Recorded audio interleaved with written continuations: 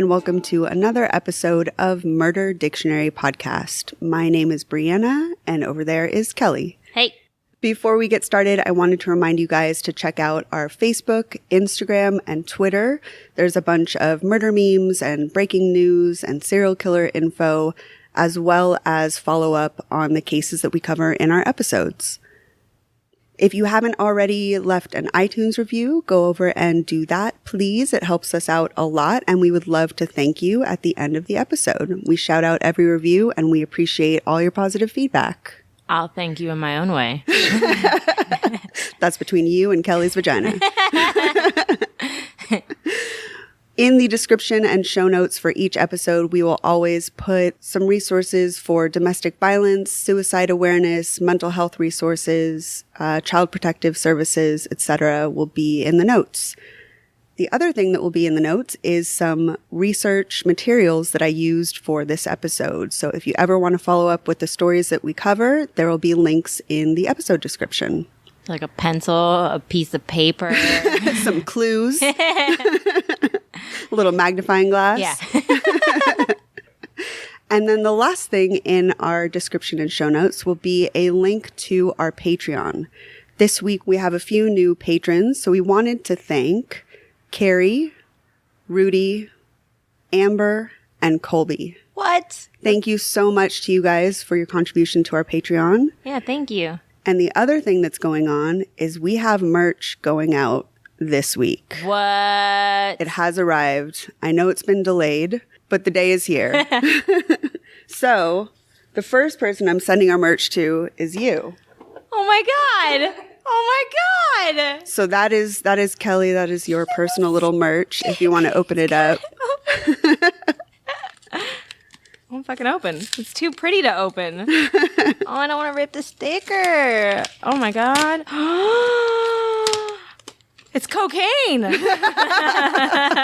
Cocaine not included. Oh my God. You excited? Oh my God, dude. Okay, I don't want to cry again, but I might cry. It's so cool. I wanted you to have the merch hot off the presses. Thank you so much.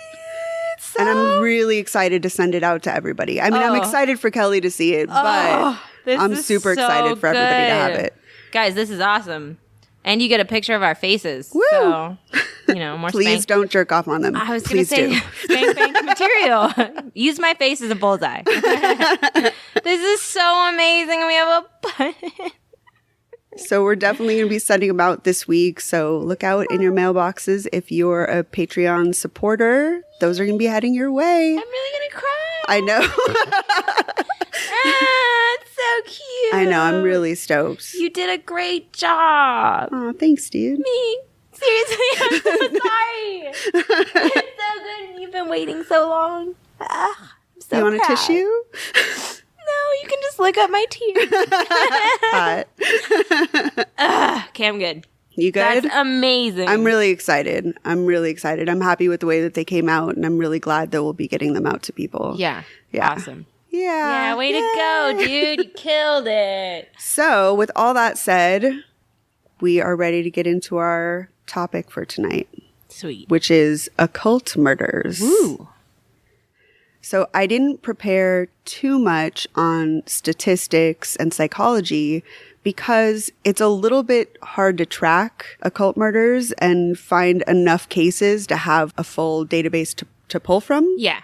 Really, the statistics aren't out there. There's a lot of books about occult murders or satanic rituals or satanic panic or anything like that. But it's really about specific instances of it happening on a one-on-one case-by-case basis instead of a general overview. But we can cover a couple things. So occultism is an umbrella term for a wide array of belief systems that involve or use supernatural beliefs and or powers. Satanism is one individual form of occultism, although most people use the terms interchangeably. So Satanism is not the occult, but it is a type of occult belief system. Okay. Cool? Got it. The word occult comes from the Latin word occultus, meaning clandestine, hidden, or secret. The meaning of occult is generally considered the knowledge of something that's hidden or a secret society, which often refers to knowledge of the paranormal or spirit world. Okay. The opposite of this would be knowledge of anything that's measurable or concrete, like science. So generally what's considered is that there's the occult, which is more ambiguous, and science, which is very straightforward. Cool? Got it. Occultism is also defined as meant for certain people or something that must be kept hidden. Practicing occultists consider it the study of a deeper spiritual reality that extends beyond pure reason and the physical sciences.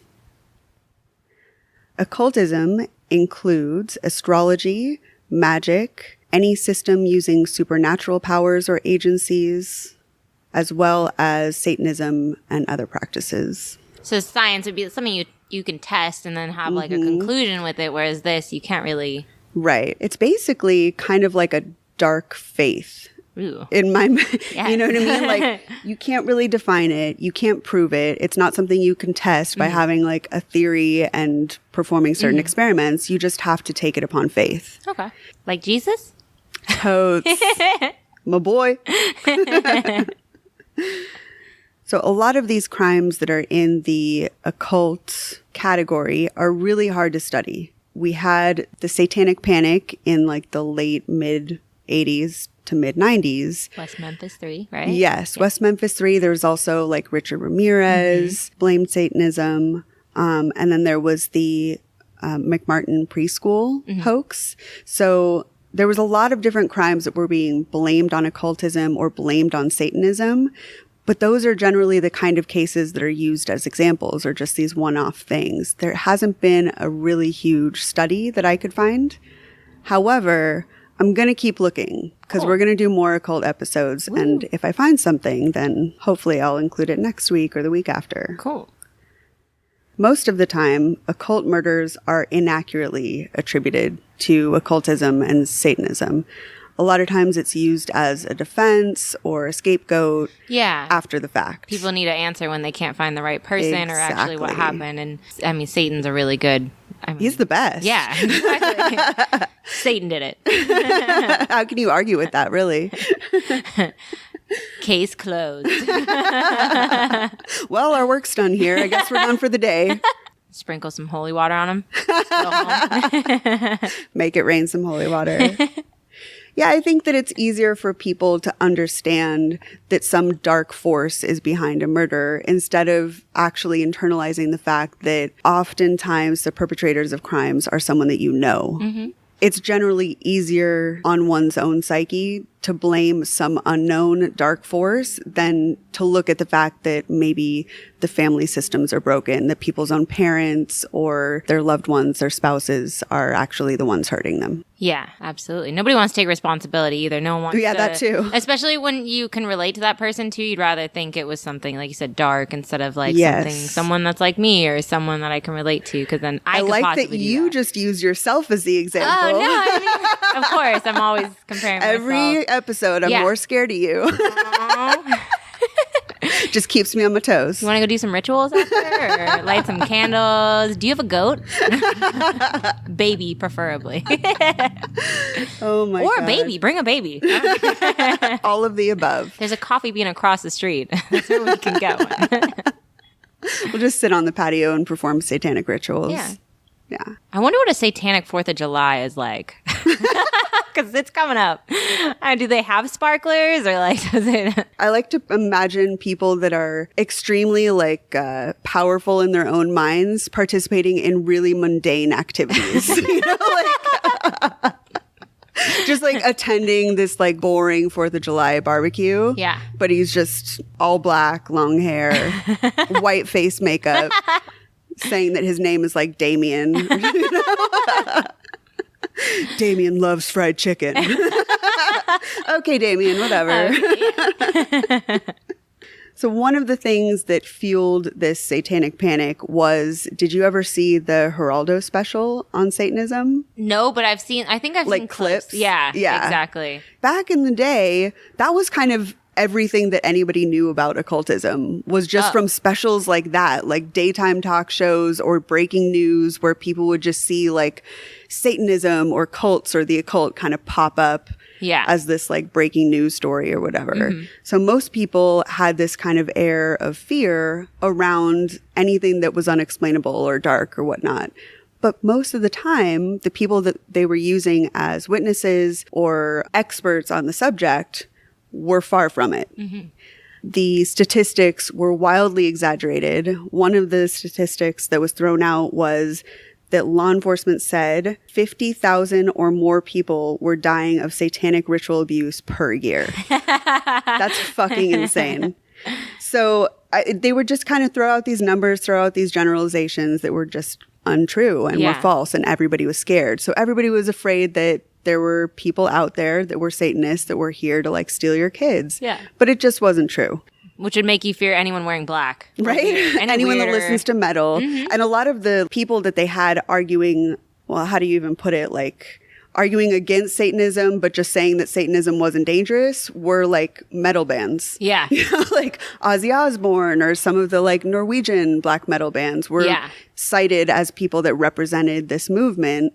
But really, a lot of them were using it as kind of a cheeky marketing tool. Yeah. Yeah. Biting the head off a bat, you know? Yes. So there was just nothing real behind it. None of them were real practitioners of anything occult. They were just kind of using the symbolism or the buzzwords that people were throwing out there to kind of sell records or do whatever, which, you know. Yeah. I don't judge that. I'm just kind of like, how is someone so scared of creepy Ozzy Osbourne? You know? We use fucking sex to sell teenage pop songs. Exactly. So. It's been going on since forever. But for some reason, with the Satanism thing, people really freaked out.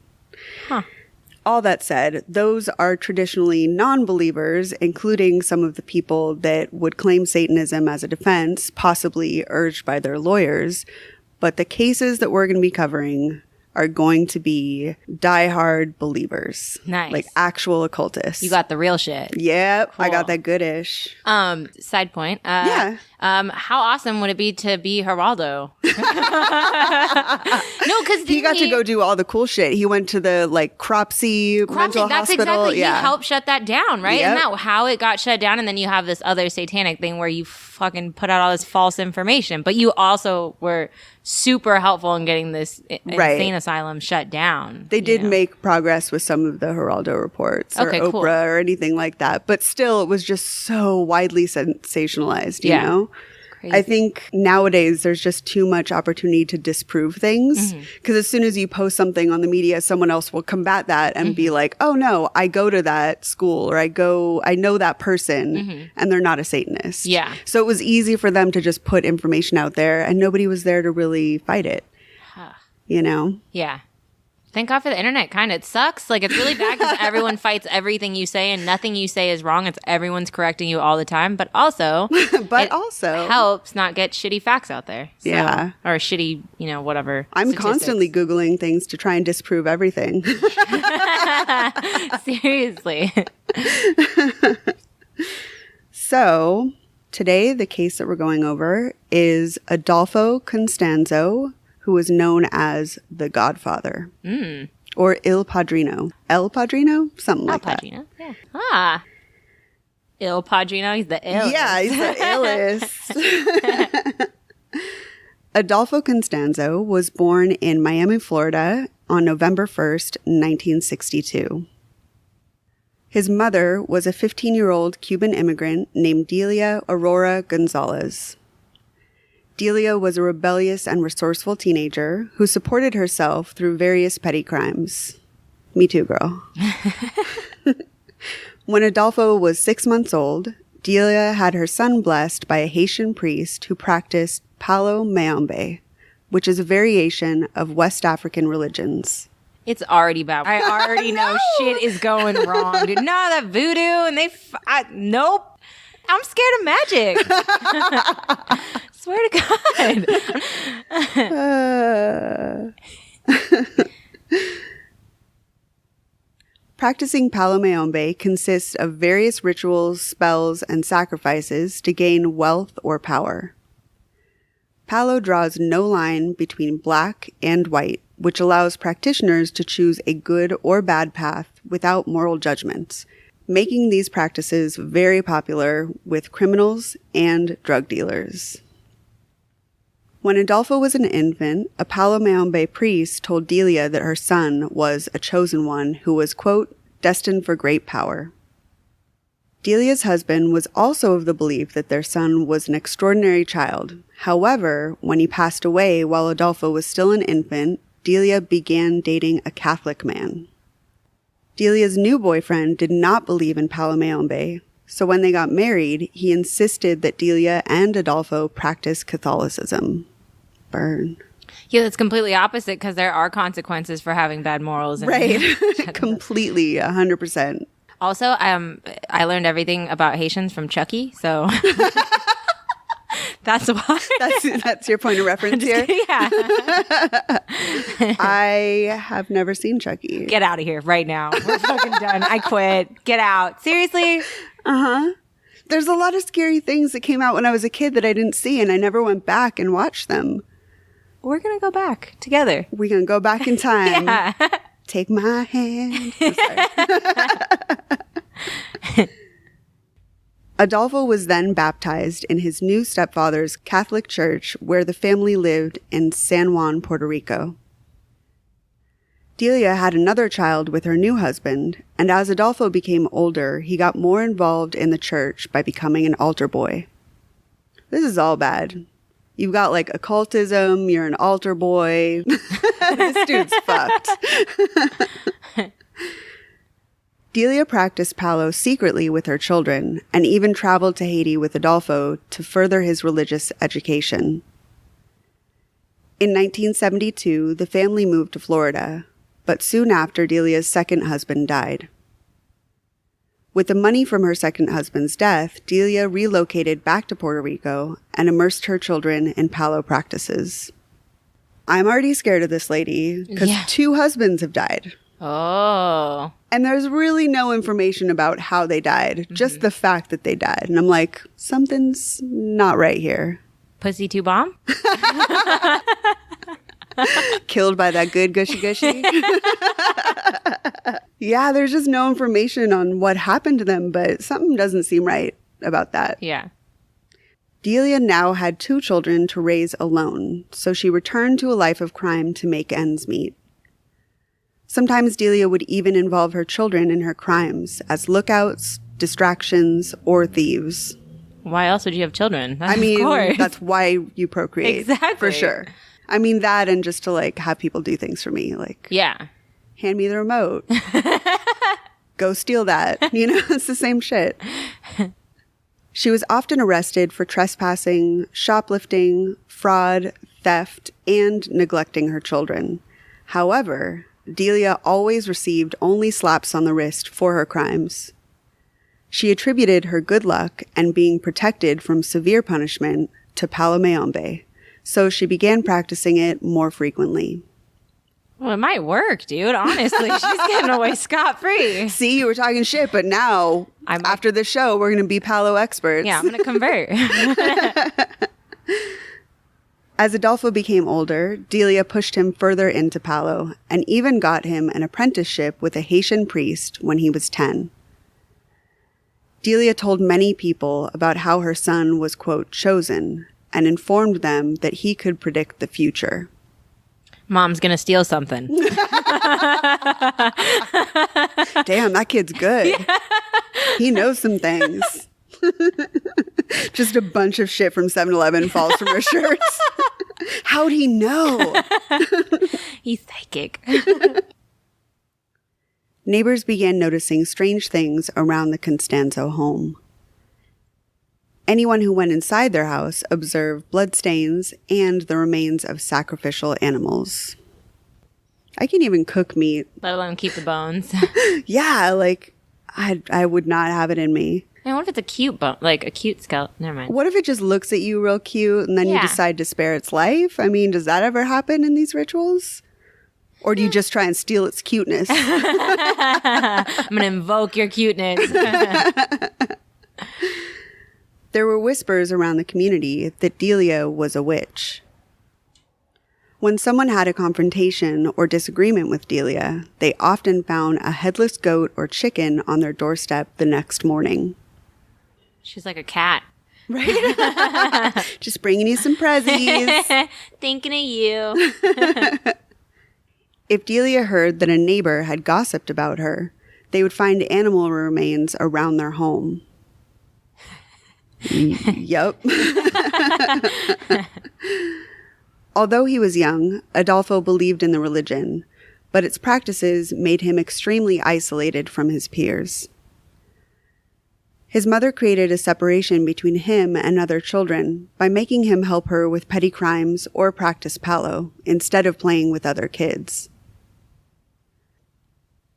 This childhood isolation and his mother's insistence that he was chosen would greatly impact Adolfo's ability to develop healthy relationships. He was personable and charming, but he found it difficult to truly get close to people and often treated people like he was above them.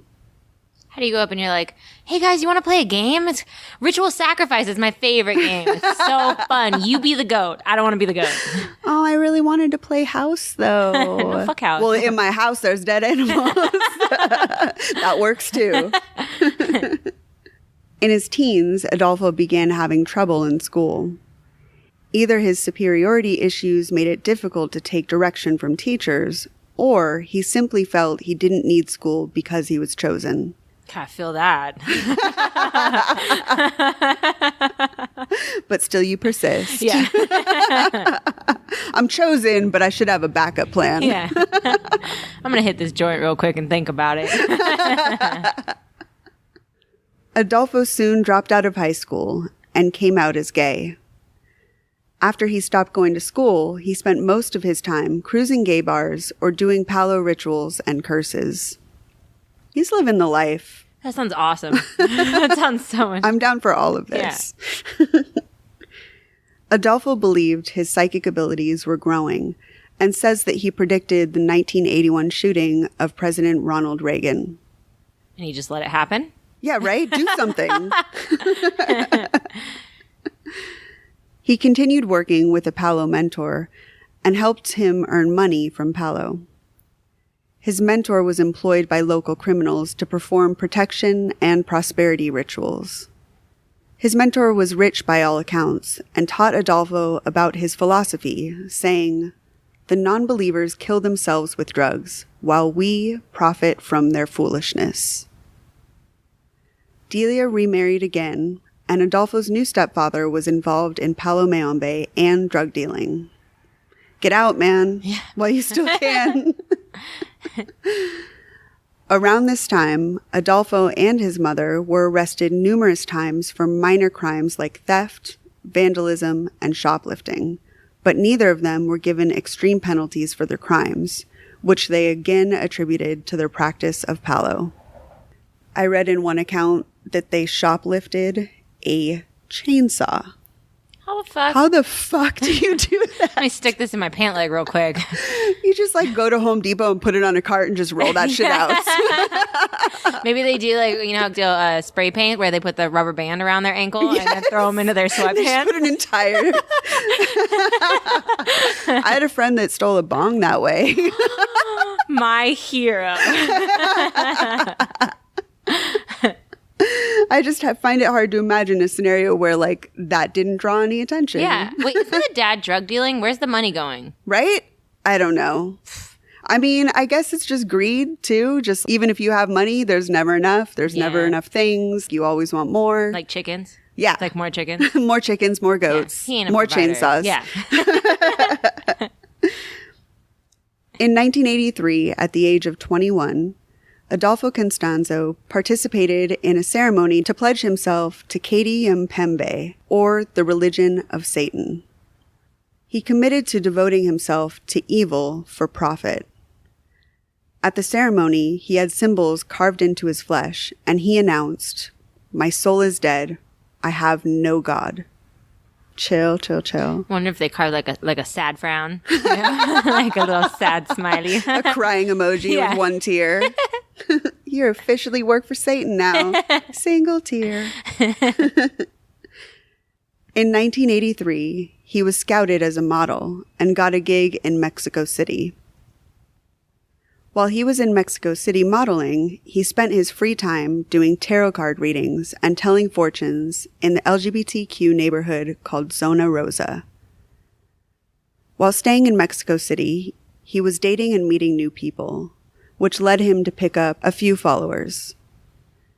He befriended a local psychic named Jorge Montez in the LGBTQ Zona Rosa neighborhood, and they began working together. He picked up Martin Rodriguez in a gay bar and also began seeing Omar Orea. Omar had been obsessed with the occult from an early age and was extremely excited to be sleeping with someone so experienced in Palo. Martin and Omar were not only dating Adolfo, but they quickly became his followers, servants, and disciples. Adolfo returned home after his Mexico City trip, but returned a year later to move in with Omar and Martin. Adolfo supported himself through fortune-telling and ritual cleansing services. Ritual cleanses were an extremely lucrative business, and Adolfo had many happy customers. Do you just go and like take a hose and hose people down for money? With sage water or something. Just throw a chicken at them. Soon the news got around about Adolfo's abilities, and his business grew through word of mouth. With each successful reading or cleansing, he not only grew his client base, but also began collecting followers. People began calling him El Padrino or the Godfather. With the news of his Palo skills spreading, his abilities quickly turned into an extremely profitable business and earned him more high-profile, wealthy clients. His most expensive ceremonies were approximately $5,000, but he had a complete menu of services for more affordable options. He kept detailed records of all the services he performed, along with the price and specific details of the ritual. Sacrifice of a rooster, in case you need to know, cost $6. I got that. Goats were $30. Boa constrictors cost $450. Ooh. I got to tap out there. Yeah, that's. I'll take one goat and 2 roosters, please. Can I get half a goat? I don't know. Can I get a side of goat, maybe? Adult zebras were $1,100. Just make it a flat $1,000. I don't get it. Zebras in Florida? I mean, why it's so much? You want a zebra? I could get you a zebra. I'll get you a zebra. And then we're gonna kill this zebra. And the most expensive option was African lion cubs that were valued at $3,100. That's a steal, honestly. How the fuck do you get African cubs? I know. Through customs, or anything. Yeah. What? Oh, they're probably taking boats. I'm tripping. Yeah, I don't know. Like a boat, like a small boat. I need to learn a lot more about the rare animal trade so I can get me some monkeys. We can get some quokkas. No, quokka. He soon developed a roster of high-profile clientele who enjoyed the spectacle of the rituals as much as the results. So Adolfo always gave these clients an elaborate show. These clients were actors, doctors, corrupt law enforcement, hitmen, thieves, or wealthy drug dealers. Their ceremonies and rituals were a huge show, and Adolfo was always looking for new ways to impress his clients. In addition to animal sacrifice, he would do big dramatic presentations using blood, animal remains, spiders, snakes, and scorpions. Do you think he did it like a la Benihana? They flip a shrimp into their hat. Yeah, probably. That's a show. Okay. The onion volcano and everything. That's my favorite. I'm assuming that's what it was. The egg where they draw a heart with the right. He was totally drawing hearts. I guarantee there were a lot of hearts in his rituals. Maybe in blood, but it's fine. An egg, blood. No. A heart's a heart, yeah. You know? According to Adolfo's records, one dealer in Mexico City paid him $40,000 over the course of 3 years for a variety of rituals and ceremonies. I mean, I could just pretend some shit. I can do Benihana shit. Yeah. Right? Seriously. Get me like a few clients with this. I'm down. I'll kill a chicken. I don't fucking care. I eat them. I'll eat them after, maybe after the ceremony. Or just put your kids through college or something. I don't know. What the This fuck? is a good side hustle. It's like having Uber or something. Yeah, true. With that kind of investment, Adolfo knew he had to put on a huge show, and working with heavily armed criminals always felt risky. Oh, yeah. If they don't like it, you're fucked. Yup. That show wasn't good enough. Do it again. That lion was like a month too old. I said cub, not tween. I asked for Lion King. It's looking like Lion King 2. Okay? We do not want no sequels to this shit. He decided that he needed to step up his rituals and set out to improve the ingredients he was using for his magic. Oh, like organic. Yes, exactly. This is all grass-fed, free-range, lion cub. Adolfo and his 3 early followers raided graveyards and stole human remains to use as ingredients in his rituals. Adolfo began using a nganga, or cauldron, in his ceremonies and believed that the cauldron would give him more power. In Palo Mayombe, a nganga would be used to perform blood ceremonies, and feeding it sacrifices would make its power grow. Adolfo and his followers began using human remains to increase the potency and power of his rituals. Adolfo's rituals were known for giving people an extraordinary amount of protection or safety, and his psychic abilities were often depended on by local criminals. Adolfo's predictions were used by criminals to plan out heists or drug smuggling. He also performed magic to make criminals invisible to law enforcement and bulletproof. It was believed that his devout followers would always be invisible to police and bulletproof, even without the temporary shield of a recent invisibility ceremony. His followers boasted that police were unable to hold them, and the devil protected them from harm or arrest. They worshipped Adolfo as a deity and viewed him as an ambassador to hell itself. So apparently there was a bunch of his followers and local cartel running around believing that they were completely invincible as a result of his spells, just taunting the police and other cartel members to like come at them, basically. Yeah, nothing bad can happen from that. Right? By 1986, Adolfo was quite wealthy. He was able to buy a bunch of luxury cars and a $60,000 condo in Mexico City. He bought it just cash down, too. Adolfo was not only popular with criminals, but he also had many clients who were high-ranking law enforcement officers. At least 4 members of the Federal Judicial Police joined Constanzo's cult in Mexico City. In or out of uniform, they would openly socialize and do business with Adolfo. I find it really crazy that nobody was like, oh, maybe I should keep this on the low. Like, I'm openly associating with a cult member, you know, like, or a cult leader at that. People believed in his magic so devoutly that they did not attempt to conceal their belief in his magic or their relationship with the powerful sorcerer. Say it loud, say it proud.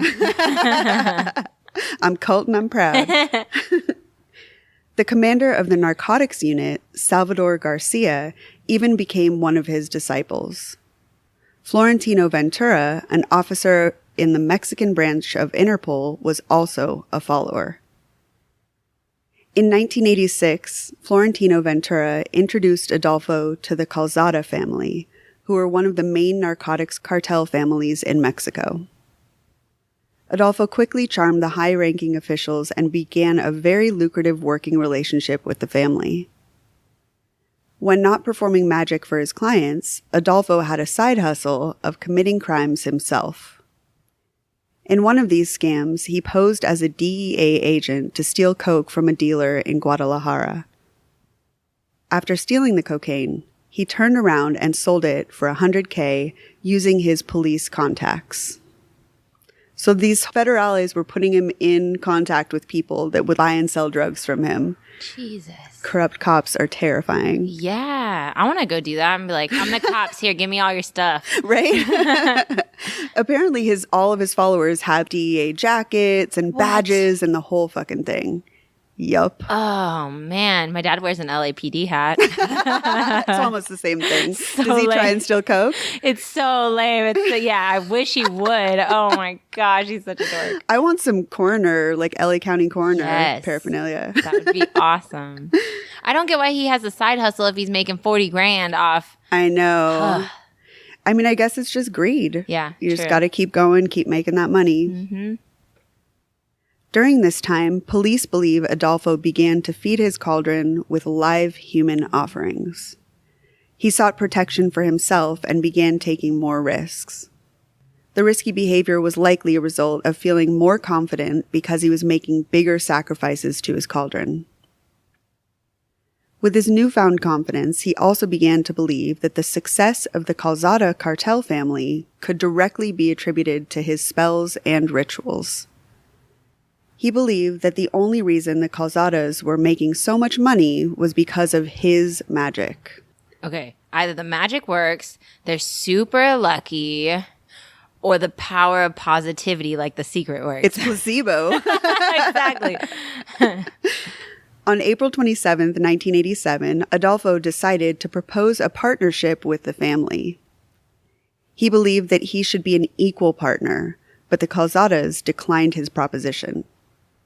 I don't know if it's worse to fuck with a sorcerer or a cartel. Oh, shit. He seemed to easily accept the refusal at the time, but in actuality, he was simply planning his revenge. 3 days after his proposition was refused, Guillermo Calzada and 6 members of his family vanished under mysterious circumstances. They were reported missing on May 1st, and when police arrived to investigate, they observed melted candles and other evidence of a strange religious ceremony at the property. 6 more days passed before the remains began being discovered around the Zumpango River. The police began searching the river and soon found parts of 7 different corpses over the next week. The body parts that were recovered all had evidence of torture and magic rituals. Pieces were removed from the bodies such as fingers, toes, ears, hearts, and genitals. The spine was ripped from one of the victims and 2 others were missing their brains. Police did not know at the time that these parts were all taken to strengthen Adolfo's cauldron. So apparently one of the things about this cauldron was that you would feed it the strongest parts of an individual. So if you had an extremely intelligent person, you would offer the sacrifice of the brain. If it was a very strong person, you may offer a piece of muscle, and so on. I'm imagining the dick they found was right? small. Just the biggest one. No, the smallest one. They left the smallest one. Biggest one goes in the cauldron. In July 1987, the narcotics unit commander Salvador Garcia introduced Adolfo to Elio and Ovidio, the brothers who ran the Hernandez cartel family. Having heard of his extraordinary abilities, the Hernandez family eagerly began a partnership with Adolfo. He's like, you don't want me? I'll find someone else. I see you. The Hernandez brothers had no problem with Adolfo's proposal of a partnership and believed that working with such a powerful sorcerer would only be good for business. Over time, Adolfo's power and influence would increase within the Hernandez family to the point of him becoming a 50% partner in their organization. At the same time he began his partnership with the Hernandezes, he also met a 22-year-old woman named Sarah Aldrete. She was attending college in Brownsville, Texas, and spent a lot of time in Mexico. Sarah played volleyball and was an A student who was studying to work in physical education. When the two met, they instantly gravitated to each other. Adolfo told her that her birthday was the same as his mother's, which somehow meant that they were destined to be together. That's creepy AF. You're just like my mom. It's so hot. What? You want a date? Sarah was dating a Texas drug smuggler named Gilberto Sosa at the time, but Adolfo seduced her, and they ended up sleeping together. Adolfo was eager to steal her from her boyfriend, so he anonymously called her boyfriend to inform him that she had cheated. Their relationship ended, so Adolfo and Sarah became a couple. Adolfo made her la madrina, or godmother, and brought her into his following. Sarah embraced her new role as godmother and soon became well-practiced in Palo. She contributed to ceremonies and rituals as a leader alongside Adolfo. They did have a sexual relationship, but Sarah quickly realized that he preferred men and put her focus into their occult partnership over their romantic partnership. With the backing of the Hernandez family and a godmother by his side, Adolfo set out to feed his cauldron more high-stakes sacrifices beyond the animal kingdom and human remains. Is this a bottomless cauldron? Right? Do they dump it out? Like, I don't even think they clean it because that's part of it. It's just like you keep putting more stuff in. Oh, so God. I don't know what's happening. Oh, God. Ugh. Adolfo now began sacrificing men or boys to his cauldron on a regular basis. He would target drug dealers he'd argued with, exes, followers who disobeyed him, or even randomly kidnapping victims. Part of the ritual was that the sacrifices were supposed to die in pain, so he often sexually assaulted the victims before mutilating them and then sacrificing them. Adolfo believed that the pain of the victim made the magic stronger, and told his followers they must die screaming. Whenever a victim died quietly or quickly, Adolfo would be disappointed and say that the ritual did not work. Then he would demand that his followers bring him a better victim so he could perform the ceremony again. That's rough. Super rough. Oh, man. Holy shit. Sorry, this one's a rough one. No, it's good. It's good. Yeah. We should get a little barf bucket cauldron. Ugh. In 1988, Adolfo and his followers moved to Rancho Santa Elena, to a small house in the desert. The remote property was off the main road and at the end of a bumpy mile-long dirt road in a farming area. The farm was surrounded by cornfields, cattle, and other ranches.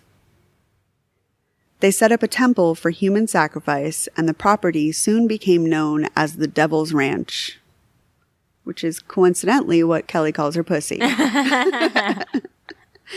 Going forward, the cult killings would all take place in the 14 by 24-foot shack on the ranch. I fucking hate ranches, dude. Oh, no. The new property was used to store large shipments of drugs and perform ritual murders. So it's like a vacation home. It's just like my summer home for murder.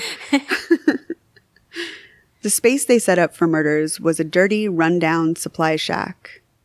The floor was bare concrete with cigar butts and chili peppers scattered around.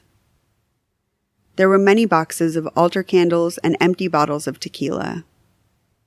The cauldron was kept by the front door and was constantly being fed new sacrifices.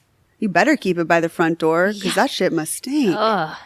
Maybe that's why they have the chili peppers on the floor to like really bring mask out the smell and the cigars. It smells spicy in here. Spicy and smoky. The cauldron always contained a mixture of blood and bones from various sacrifices, along with long sticks protruding out of the pot. Around the shack, there were smaller cauldrons with animal remains in them. Outside the shack, the empty ranch had plenty of land for burying bodies or disposing of evidence.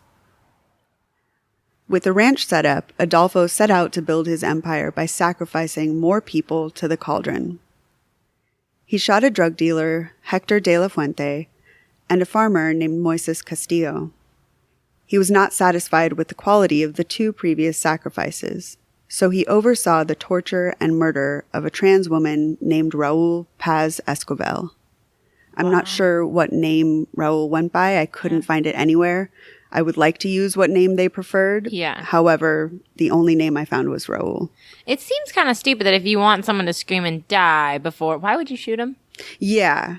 There was a lot of that where there was victims that maybe struggled or they couldn't overpower them or they just maybe got frustrated or something and they ended up killing them quickly. And then that would be a, quote, botched killing that didn't meet his standards and then they'd go out and do it again. Well, if he planned better, he could save time.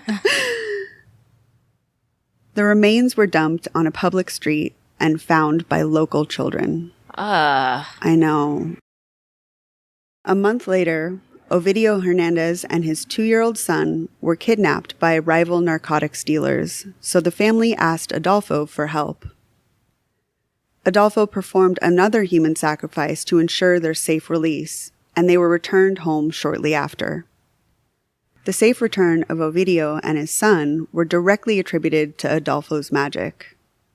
He gets the credit for everything. Well, it seems like it's working. I swear, this guy would have a 5-star rating on fucking Yelp. I swear to God, I want to see that Yelp. Like, he's the best. Works every time. I don't know where the toes came from, but... but it worked. Thanks for getting my kid back. Oh, jeez. Ovidio was so grateful to Adolfo that he decided to become a devout follower. Adolfo's ties with the Hernandez family were cemented when Ovidio Hernandez was initiated as a full-fledged cultist in a ceremony using bloodletting and prayers. Shortly after the kidnapping was resolved, Adolfo learned that the friend who had introduced him to the Hernandez family had died. The police officer Florentino Ventura committed suicide in Mexico City on September 17th after taking the life of his wife and a friend. In November, Adolfo discovered that one of his cult members, named Jorge Valente de Fierro Gomez, had been violating Adolfo's rule, banning drugs by using cocaine.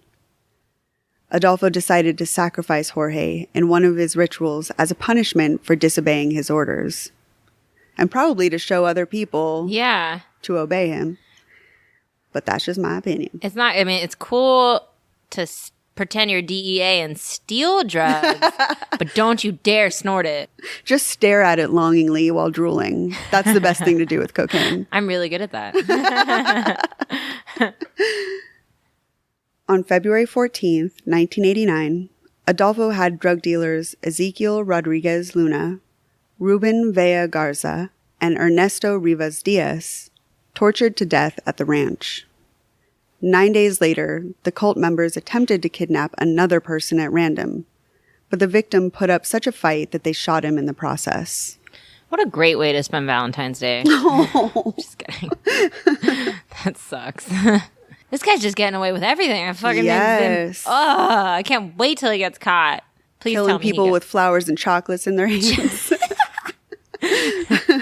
He just dresses up as Cupid and shoots people with arrows. Oh, no. Gets them in the cauldron. Chase them around the farm. Oh, little angel wings. He was wearing some diapers and stuff. Halo. Adolfo scheduled another human sacrifice ritual for March 13th, 1989, in order to ensure the safe passage of a large drug shipment. However, the victim's suffering wasn't sufficient in Adolfo's opinion, so he sent his followers out to find another victim. He demanded that the cult members bring him an American student for his next ritual, because he needed to sacrifice a valuable brain. That's kind of like a compliment, right? Yeah, and racial profiling, but Jesus. This guy's really needy. Like, he strives for excellence. Perfectionist in all accounts. His followers went to a border town where college students came on spring break, and they set out to find their next victim. The group stumbled upon 21-year-old pre-med student Mark Kilroy while he had left his group of friends to find somewhere to pee. You always pee in groups, you know? Yeah. Bring a buddy. This shy pee syndrome kill ya. Adolfo's followers approached Mark as police officers, and he believed them, so he put up no resistance. When Mark didn't return after a couple hours, his friends crossed the border back to Texas without him. What? Oh, Mark's fine. We'll just leave him in Mexico. I know. I bet they assumed he was just having a really great time. You know, they were just like, he met a girl, he's just drinking, whatever. And they were like, we got to go. Don't you ever leave me in Mexico. I would never. Dick or no dick, you're waiting. I'll sit around and stay in the corner and watch. It'll only take me a cool 8 to 9 minutes to handle what I'm handling. So it won't be that long. I'll be back. Mark Kilroy was brought to the ranch and briefly held captive before being murdered with a machete. Texas officials immediately put pressure on Mexican police to find Mark Kilroy. American officials were closely involved in the case, and the victim's family offered $15,000 reward for any information leading to their son's safe return. Local police interrogated 127 known criminals about Kilroy's possible whereabouts. During their investigation, they questioned a drug dealer named Serafin Hernandez Garcia, who was a frequent visitor to Constanzo's ranch, but that was the closest they got to Mark Kilroy's murderer. As the investigation proceeded, Adolfo continued business as usual. The cult sacrificed godmother Sarah's ex-boyfriend, Gilberto Sosa, soon after. On April 1st, Victor Salceda, a corrupt cop turned gangster, was sacrificed at the ranch, which enabled Adolfo to predict that a drug shipment would have safe passage in its upcoming travels across the border. The crew proceeded to haul a half-ton shipment across the border 7 days later. In late March 1989, Mexican authorities were in the midst of an intense drug smuggling crackdown. Police were out in full force, roadblocks were set up, and border towns were searched for smugglers. In early April 1989, one of Adolfo's followers sped past a police checkpoint because he believed that Adolfo's rituals made him invisible to officers. The follower believed in the Godfather's magic and was shocked when officers began following him. The man continued towards his destination as he taunted the police to shoot him because he also believed in the magic spells that made bullets ineffective on him.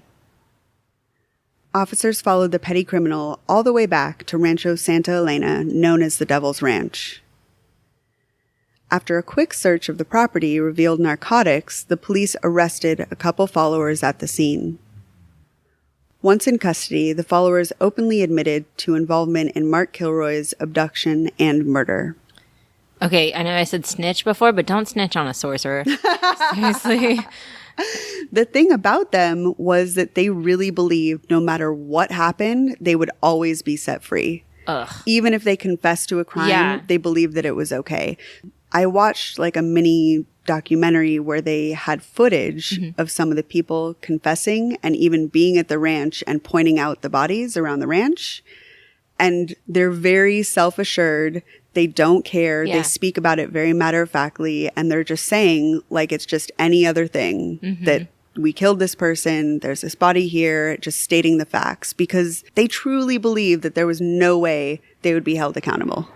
Acting like Robert Durst. Yeah, like right? A fucking millionaire, billionaire. Seriously. Fucking. Yeah, if you have money, nothing, you're invisible. Yeah, they just had the ultimate power and this track record of constantly getting away with things. They believed that there was no way anything would happen. I mean, the magic's worked until then. Right. So. Yeah, I guess. Typically, interrogators in this area were known to use threats and violence to get information from criminals. But Adolfo's followers freely admitted to participation in numerous crimes. It was clear that these followers truly believed that law enforcement could not hold them or punish them because of their participation in Palo Mayombe. Some of the followers were matter-of-fact while describing their crimes, while others were all out taunting the police and proclaiming that the cops would not be able to hold them. On April 11th, 1989, police returned to the ranch with some of Adolfo's followers and proceeded to question them about the ranch and the murder of Mark Kilroy. Again, the criminals openly and proudly gave information about the death of Mark Kilroy and their involvement in the murder. Acting like Suge Knight and shit. Can't touch me. The police searched the shed and investigated Adolfo's Naganga cauldron, which contained blood, spiders, scorpions, a black cat, a turtle shell, bones, deer antlers, sticks, and a human brain.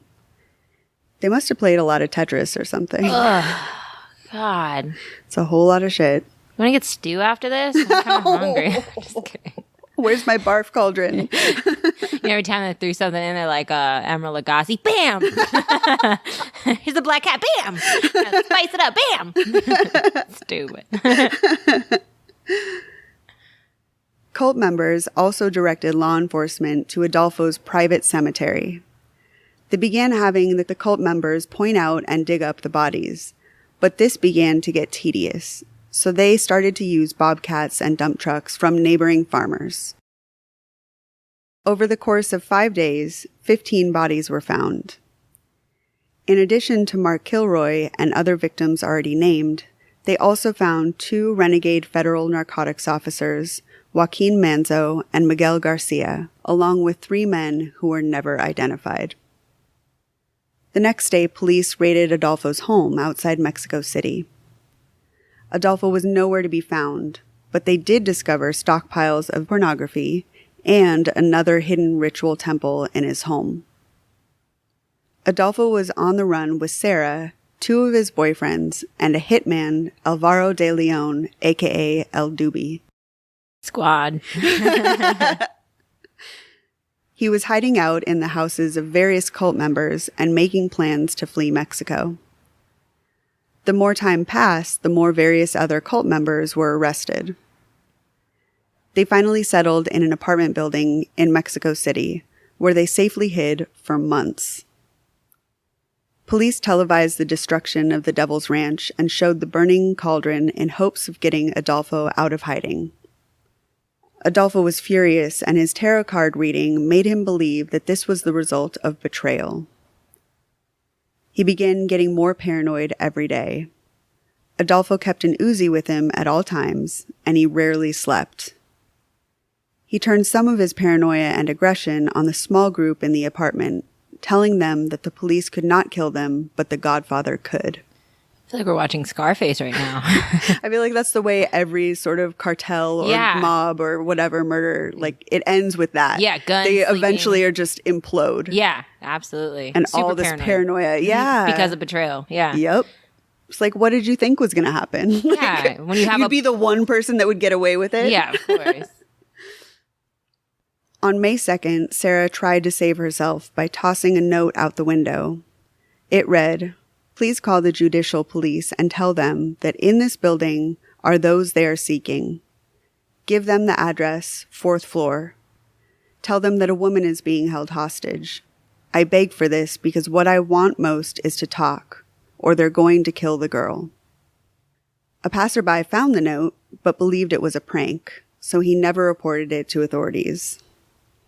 That's not a haha funny prank. Like, yeah. The person really believed it was a joke. Like, someone was just playing. This is a terrible fortune cookie. Fucked up, right?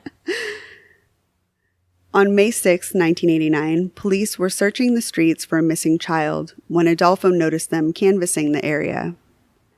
Although the police presence was unrelated to Adolfo, he assumed it was for him and began to open fire on the police. Soon, 180 police officers all responded to the shots, and Adolfo was surrounded. A gun battle went on for 45 minutes. Adolfo was determined not to go to prison, so he handed his gun to follower Alvaro de Leon and ordered him to shoot himself and Martin Quintana. Alvaro said, "I couldn't do it, but he hit me in the face and threatened that everything would go bad for me in hell. Then he hugged Martin, and I shot them both." By the time police reached the apartments, both Adolfo and Martin were dead.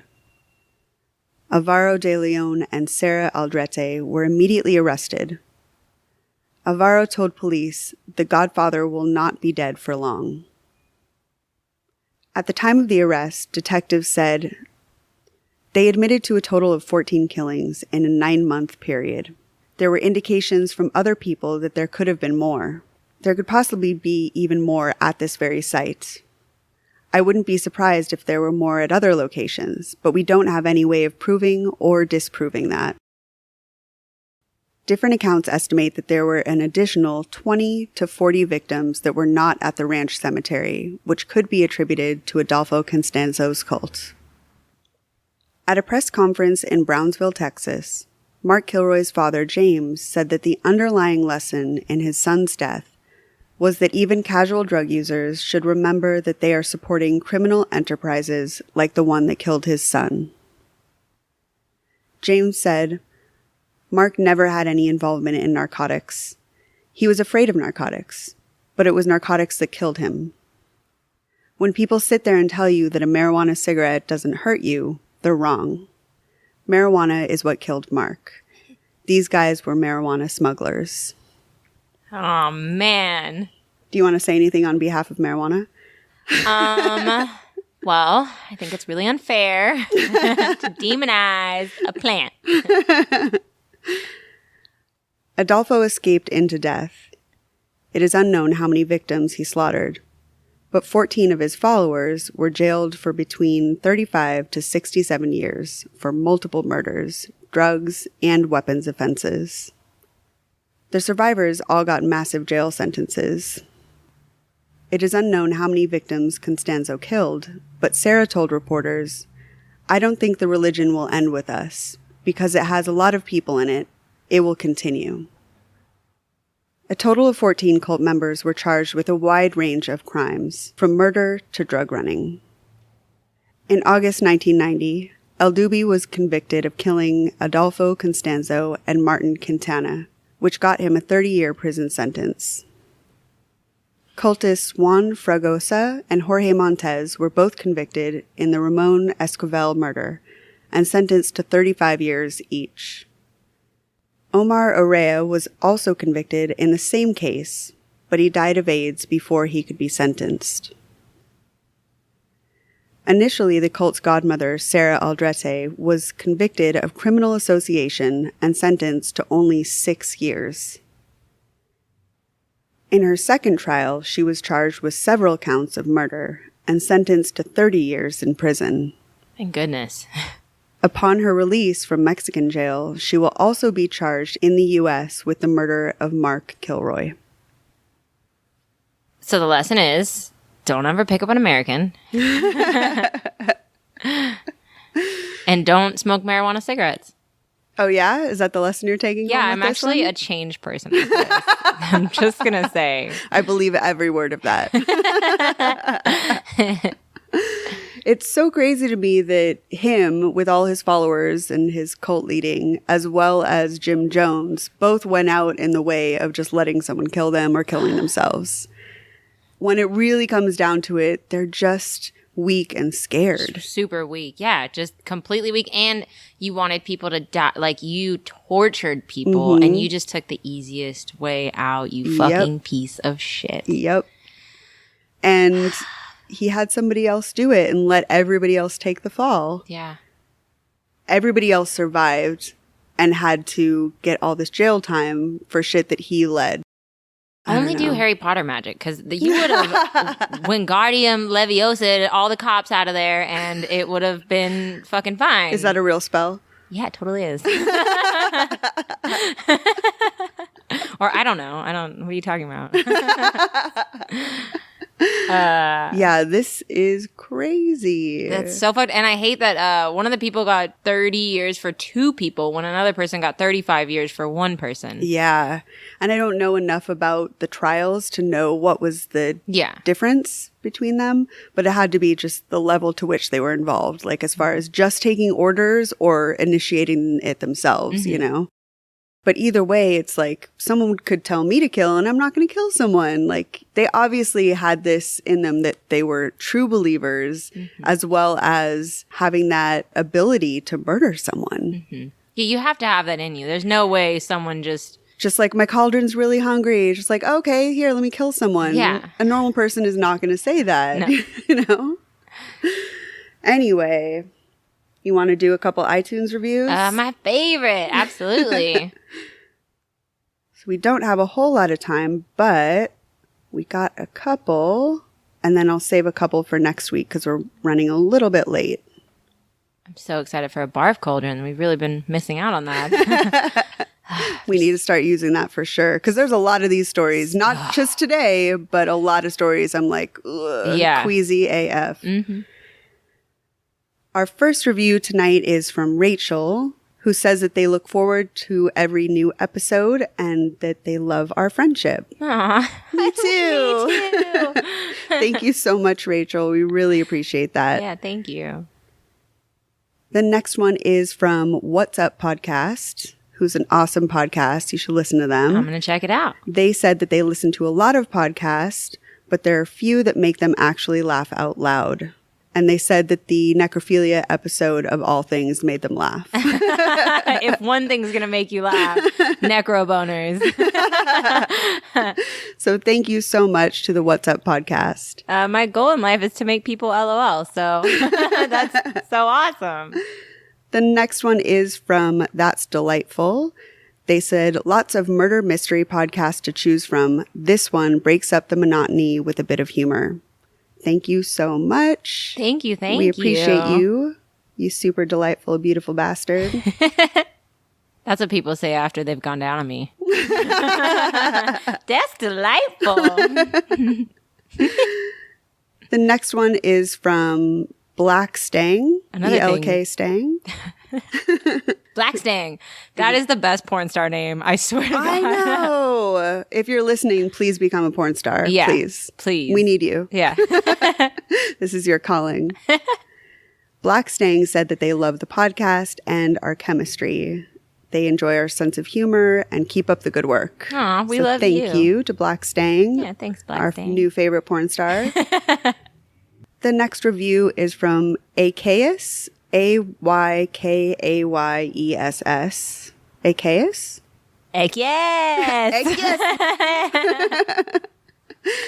They said that this is quickly becoming the podcast that they get most excited about listening to each week. Thank you so much. So cool. I get excited for that. Every week, Kelly texts me the same thing. Yeah. I'm so excited. God, I really do text you the same thing every fucking week.